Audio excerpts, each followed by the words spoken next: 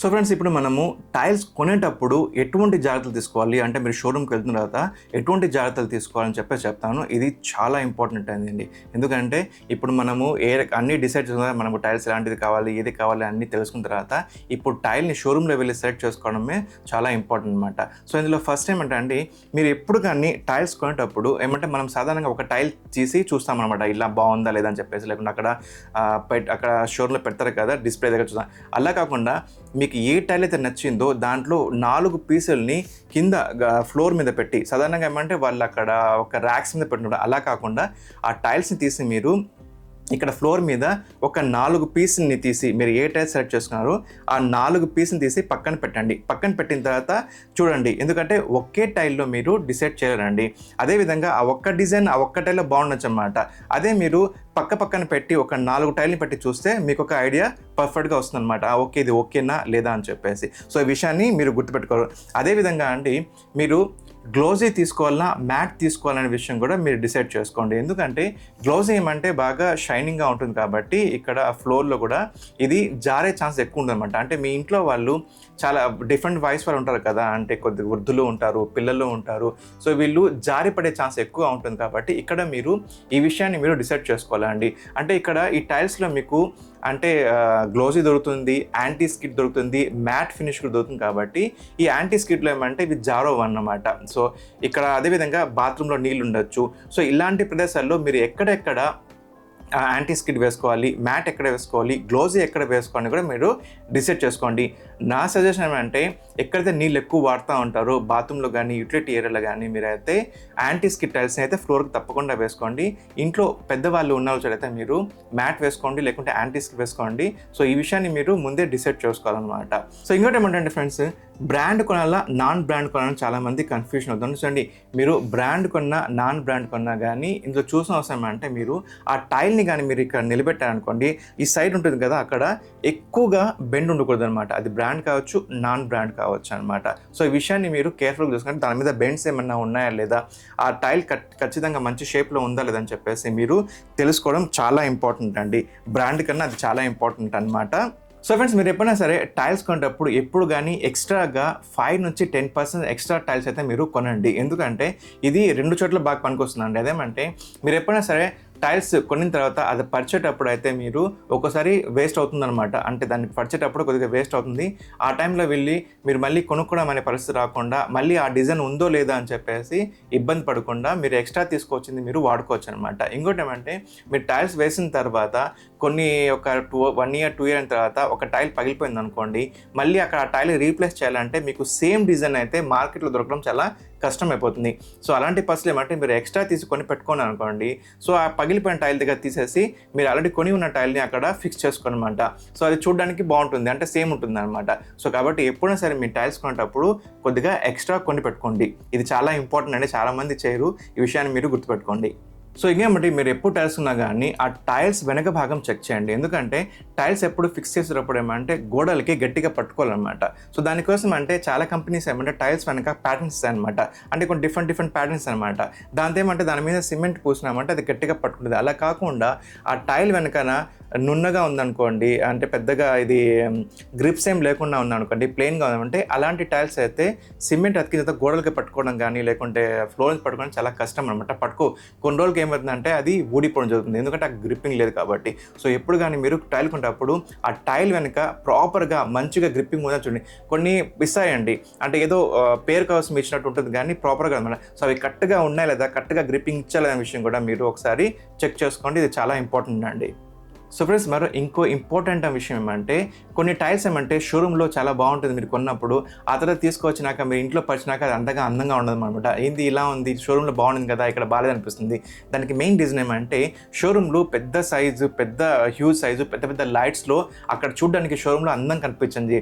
అంటే ఆ లైట్స్కి, ఆ ప్లేస్కి, ఆ సైజ్కి, షోరూమ్ సైజ్కి ఆ టైల్ అందం కనిపించచ్చు అనమాట. అదే మన ఇంటి యొక్క లైటింగ్కి, ఆ రూమ్ సైజ్కి అది అందం కనిపించుకోవచ్చు అనమాట. అనమాట. సో నేను ఇదివరకే చెప్పాను టైల్స్ తీసుకునేటప్పుడు రూమ్ సైజులు బట్టి పెద్ద సైజ్ అయితే ఎలాంటివి తీసుకోవాలి, చిన్న రూమ్స్ అయితే ఎలా తీసుకొని చెప్పాను కదా.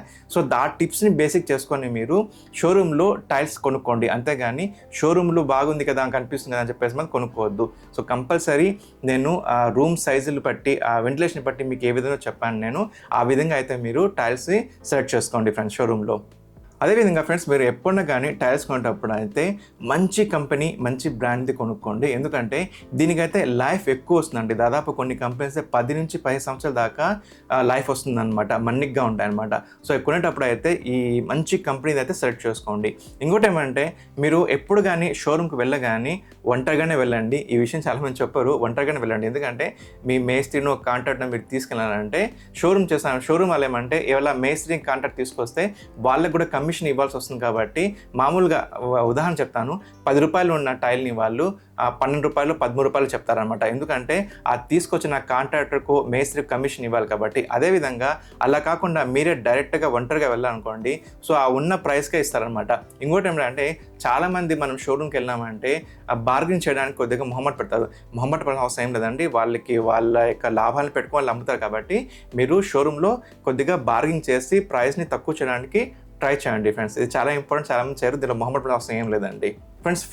టైల్స్ కొనడం అయితే పెద్ద విషయం కాదు, కానీ ఆ టైల్స్ని కొనిన తర్వాత దాన్ని ప్రాపర్గా ఫిక్స్ చేస్తేనే మనకి ఇంత పడ్డ శ్రమకి ఫలితం దొరుకుతుంది అనమాట.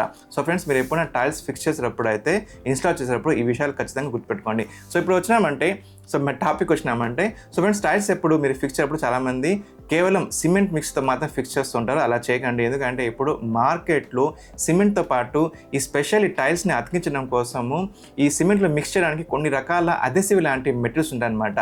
సో ఈ సిమెంట్ మిక్స్లో ఈ అదెసివ్ మిక్స్ చేసి మీరు కానీ టైల్స్ని అంటించారంటే ఇవి చాలా గట్టిగా ఉంటుందండి. ఇప్పుడు డిఫరెంట్ మెటీరియల్స్ ఉన్నాయన్నమాట, అదెసివ్ చాలా ఉన్నాయి.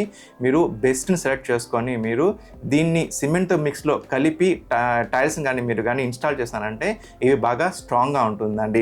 ఇంకోటి ఏమంటే ఈ టైల్స్ రెండింటిని జాయిన్ చేసేటప్పుడు ఈ జాయింట్స్ ఫిల్లింగ్ అయితే బాగా ప్రాపర్గా ఉండేది చూసుకోండి. ఎందుకంటే ఇది చాలా ఇంపార్టెంట్. చాలామంది దీన్ని నెగ్లెక్ట్ చేస్తారండి. ఫర్ ఎగ్జాంపుల్ బాత్రూంలో అనుకోండి, టైల్స్ జాయింట్స్ సరిగ్గా ఫిల్ చేయకపోతే అది ఇక్కడ నీళ్లు క్రమంగా ఆ జాయింట్స్లోకి వెళ్ళిన తర్వాత ఒకటి టైల్స్ ఊడిపోవచ్చు, లేకపోతే ఆ లోపల నీళ్లు చేరిన తర్వాత అక్కడ ఆ తేమ ఉండడం వల్ల ఫంగస్ కానీ లేకుంటే వేరే ఇతర కానీ బ్యాక్టీరియాస్ కానీ చేరి అనారోగ్యం గురి చేయొచ్చు. ఇప్పుడు అదేవిధంగా ఫ్లోరింగ్ తీసుకున్నామంటే ఫ్లోర్లో కానీ ప్రాపర్గా కానీ ఫిల్లింగ్ చేయాలంటే అక్కడ ఆ లోపల వచ్చి గ్యాప్స్ ఉంటాయి కదా, ఆ గ్యాప్స్ లోపల తేమ చేయడము లేకుంటే వేరే ఏదైనా చేయడం అంటే ఆ లోపల నుంచి ఆ ఫ్లోర్ నుంచి చెదలు చీములు పురుగులు రావడం జరుగుతుంది. దుమ్ము ధూళి ఆ జాయింట్స్లో చెడి అనారోగ్యం గురి చేయొచ్చు అనమాట. సో ఎటువంటి పరిస్థితులు కానీ ఈ జాయింట్స్ వేసేటప్పుడు ఏమైతే ప్రాపర్గా జాయిన్ చేస్తారా లేదని చెప్పేసి మాత్రం మీరు కేర్ఫుల్గా చెక్ చేసుకోండి. ఇంకోటి ఏమంటే ఈ టైల్స్ వేసేటప్పుడు ఈ టైల్కి ఫిక్స్ చేసే మధ్య స్పేసెస్ అని ఫిక్స్ చేస్తారనమాట. దీంతో ఏమంటే ప్రాపర్గా కరెక్ట్గా టైల్కి మధ్య జాయింట్స్ని బ్యాలెన్స్డ్గా ఫిక్స్ చేయొచ్చు అనమాట. సో తప్పకుండా టైల్స్ వేసేటప్పుడు ఈ స్పేసెస్ని ఉపయోగించి మీరు మరీ టైల్స్ని ఫిక్స్ చేయండి. ఇంకోటి ఏమంటే ఈ టైల్స్ని పరిచేటప్పుడు కట్ చేస్తారు కదా, కట్ చేసేటప్పుడు అలాంటి మిషన్ వాడకుండా మంచి మిషన్ని కానీ మీరు వాడినారంటే టైల్స్లో వేస్టేజ్ అయితే బాగా తగ్గుతుందండి. సో ప్రాపర్గా మీరు టైల్స్ని ఫిక్స్ చేసుకోవచ్చు అనమాట. ఇంకోటి ఏమంటే టైల్స్ని ఫిక్స్ చేసేటప్పుడు కొందరు మీరు సిమెంట్ ఎలా అప్లై చేస్తారంటే ఈ పిక్చర్లో మీరు చూస్తున్నారు కదా అండి, సిమెంట్ టైల్స్ వెనకాల కొందరు ఏమంటే ఇలా ఇక్కడో ముద్ద అక్కడో ముద్ద ఇక్కడో ముద్ద అని చెప్పేసి ఇలా పెట్టేసి ఫిక్స్ చేస్తారనమాట. ఇది చాలా తప్పండి, ఇది ఎప్పుడు చేయకండి. ఎందుకంటే ఇప్పుడైతే సిమెంట్ కంప్లీట్ లేదు కాబట్టి అక్కడక్కడ ముద్ద ఉంది కాబట్టి మిగిలిన చేత ఎంటీగా ఉంది కాబట్టి దీన్ని ఇలానే కానీ గోడలో ఫిక్స్ చేస్తున్నామంటే సో ఎప్పుడైనా సరే ఎక్కడైనా వాటర్ లీకేజ్ అయ్యి ఆ లోపల వాటర్ వెళ్ళింది అనుకోండి, ఆ గ్యాప్లో అంతా కూడా వాటర్ ఫిల్ అయిపోయి కొన్ని రోజులకు టైల్ ఊడిపోవచ్చు. సో అలా కాకుండా ఒకవేళ వాటర్ లీకేజ్ కాలేదు అనుకోండి, సో కొన్నిసార్లు ఏమంటే ఇక్కడ ఎంటీ గ్యాప్ ఉంటుంది కదా, అక్కడ ఏదైనా చిన్న వస్తువు తగిలిందంటే సో అక్కడ ఉన్న హాలో వల్ల ఏమంటే ఆ టైల్ పగిలిపోయే ఛాన్స్ ఎక్కువగా ఉంటుంది అన్నమాట. సో ఎప్పుడు కానీ టైల్ని ఫిక్స్ చేసేటప్పుడు ఇలా ముద్దలు కాకుండా సో ఈ పిక్చర్లో కనిపిస్తున్న ఈ విధంగా కంప్లీట్గా మీరు సిమెంట్ని అప్లై చేయండి. అప్పుడేమంటే ఇది ప్రాపర్గా అతుక్కుంటుంది, పగలడం కానీ ఊడిపోవడం కానీ ఛాన్సెస్ అయితే ఉండదన్నమాట. సో ఫ్రెండ్స్, అది చూసారు కదండి మీరు టైల్స్ సంబంధించిన పూర్తి వాల్యూ. సో టైల్స్ రకాల దగ్గర నుంచి, కొనే దగ్గర నుంచి ఫిక్స్ చేసే వరకు ఎటువంటి జాగ్రత్తలు తీసుకోవాలో ఈ వీడియో మీకు క్లియర్గా చెప్పాను కదండి.